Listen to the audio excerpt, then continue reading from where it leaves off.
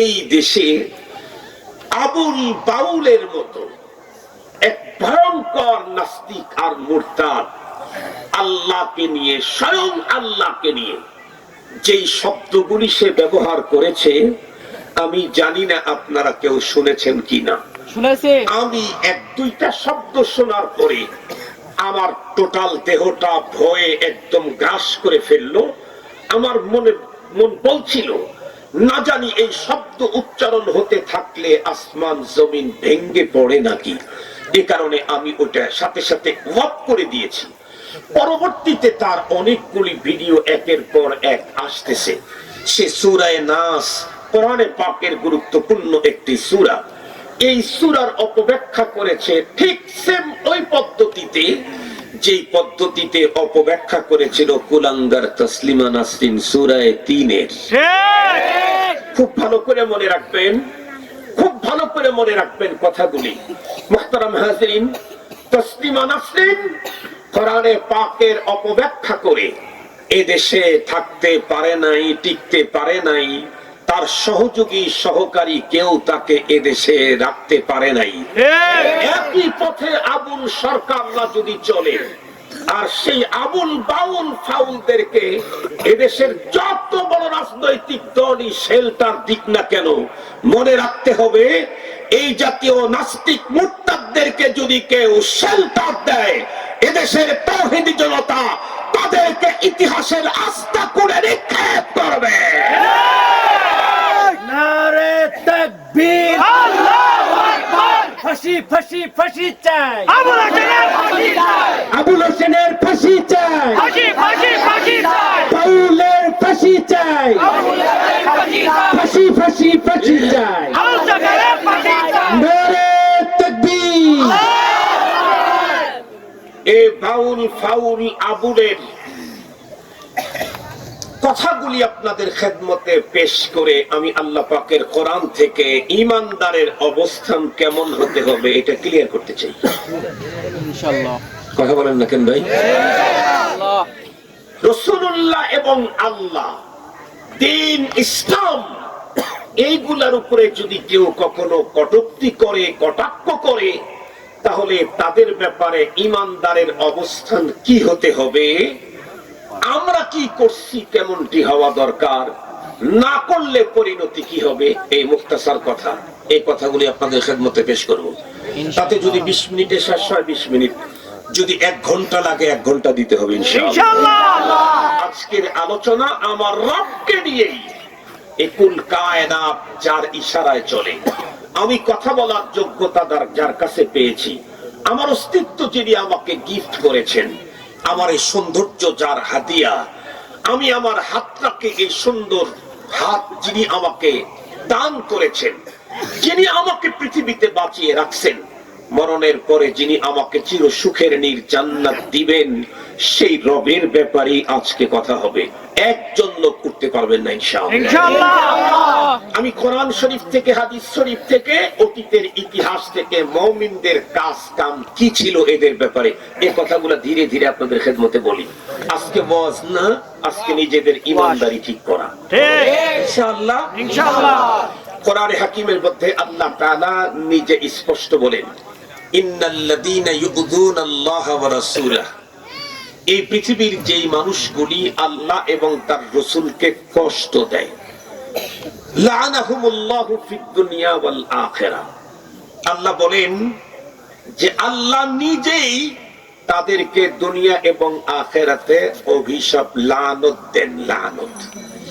ওয়া আ'আদ্দা লাহুম আযাবাম মুহিনা, আর পরপরে তাদের জন্য লজ্জাস্কর, লজ্জাজনক, ভয়ঙ্কর শাস্তিকে আল্লাহ তাআলা রেডি করে রেখেছেন। এটা হলো কোরআন শরীফের এক আয়াত, সম্ভবত সূরাতুল আহজাব 57 নম্বর আয়াতে কারিমা।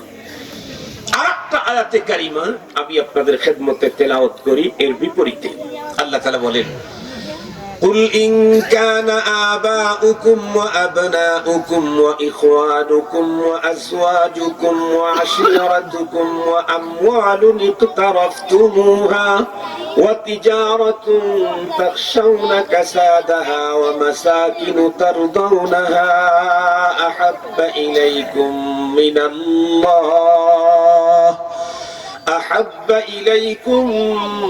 من الله ورسوله وجهاد في سبيله فتربصوا حتى يأتي الله بأمره والله لا يهدي القوم الفاسقين আমি আল্লাহর কোরআন থেকে পড়লাম, এটার অক্ষরে অক্ষরে তর্জমা, আবার এরপরে মফহুম, এটা বললে সময় বেশি নষ্ট হবে। আমি মফহুমটা বলি। এই আয়াতে কারিমাতে আল্লাহ প্রথমে 8 বস্তুর উল্লেখ করেছেন, পরবর্তীতে 3টা বস্তুর কথা উল্লেখ করে বলেন, পূর্বের উল্লেখিত 8 বস্তুর তুলনায় তোমাদের অন্তরে যদি পরবর্তী উল্লেখিত 3 বস্তুর মায়া বেশি না হয়, আল্লাহ বলেন ফাতারাব্বাসু হাত্তা ইয়াতি আল্লাহু বিআমরি, তাহলে আল্লাহ পাকের আযাবের অপেক্ষা করতে থাকো। ভূমিকম্প, ভূমিধস, জলোচ্ছ্বাসার ঘূর্ণিঝড়, অপেক্ষা করতে থাকো। ভালো করে বুঝবেন কথাগুলি। কোন 8 বস্তু? কুল ইন কানা আবাউকুম, তোমাদের পিতামাতা, আবনাউকুম সন্তানাদি, আজওয়াজুকুম স্ত্রী, ইখওয়ানুকুম ভাই বোন, আশিরাতুকুম আপনজন রিলেটিভ, ওয়া আমওয়ালুন ইখতারাফতুমুহা এবং ওই সম্পদ যেটা তোমরা জমা করে রাখো, ওয়া মাসাকিনু তারজাউনাহা ওয়া তিজারাতুন তাখশাউনা কাসাদাহা এবং ওই ব্যবসা যেই ব্যবসাতে মন্দার আশঙ্কা করো, ওয়া মাসাকিনু তারজাউনাহা এবং তোমার বসবাসের ওই ঘর যেখানে থাকতে তুমি স্বাচ্ছন্দ্য বোধ করো। এই 8 জিনিস আল্লাহ বলেন, এই 8 বস্তুর চাইতে তোমার অন্তরে 3 বস্তুর মায়া বেশি হতে হবে। 1 নাম্বার আল্লাহর, 2 নাম্বার রাসূলুল্লাহর, 3 নাম্বার জিহাদ ফি সাবিলিল্লাহ। ঠিক। আমার আজকের আলোচনা প্রথম 2টাকে নিয়ে, আল্লাহ এবং রাসূলুল্লাহর ভালোবাসা এবং জিহাদ ফি সাবিলিল্লাহর ভালোবাসা আমাদের অন্তরে আব্বা আম্মা, সন্তান, ভাই বেরাদার, আপনজন, রিলেটিভ, সম্পদ, ব্যবসা, বসবাসের ঘর, সবগুলির চাইতে যদি আল্লাহর মহব্বত অন্তরে বেশি না থাকে, তাহলে আল্লাহ বলেন অপেক্ষা করো আযাবের। কিসের অপেক্ষা করতে হবে? আযাবের। মুহতারাম হাজিরিন, আমাদের অন্তরে আল্লাহর মহব্বত আমাদের তুলনায় আমাদের অন্তরে কতটুকু আছে, এটা প্রমাণ সব সময় তো দিতে হয় না, সময়ে সময়ে দিতে হয়। কোরআনে হাকিমে আল্লাহ তাআলা ঈমানদারদের ব্যাপারে বলেন, ওয়াল্লাযীনা আমানু আশাদ্দু হুব্বাল লিল্লাহ, পৃথিবীতে মুমিন যারা, এরা সবচাইতে বেশি মুহাব্বত করে আল্লাহকে, তারপরেই মুহাব্বত করে রাসূলুল্লাহকে। আল্লাহ এবং রাসূলুল্লাহ চাইতে পৃথিবীর কোন মানুষের প্রেম মুহাব্বত কোন মানুষের অন্তরে, কথা বলেন না কেন, কখনোই হতে পারে না।